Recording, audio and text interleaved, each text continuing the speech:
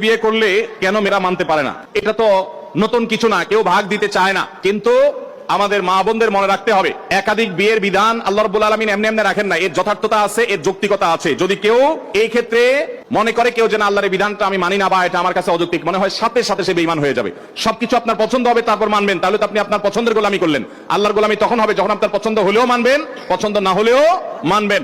আল্লাহ রাব্বুল আলামিন পুরুষদের মধ্যে মেয়েদের চাইতে যৌন আকাঙ্ক্ষা চাহিদা বেশি রেখেছেন, এটা বৈজ্ঞানিকভাবে প্রমাণিত, এটা মহাসত্য, এটা অস্বীকার করার কোনো সুযোগ নাই। এবং নানা বাস্তবতার নিরিখে আল্লাহ রাব্বুল আলামিন পুরুষদের জন্য একাধিক বিয়ের ব্যবস্থা রেখেছেন।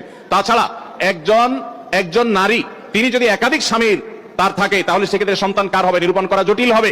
কিন্তু কয়েকজন স্ত্রী যদি একজন পুরুষের থাকে, তাহলে সবগুলাই একজন বাবার দিকে সম্বন্ধিত হবে, মা তো মায়ের গর্ভে ধারণ করেছে।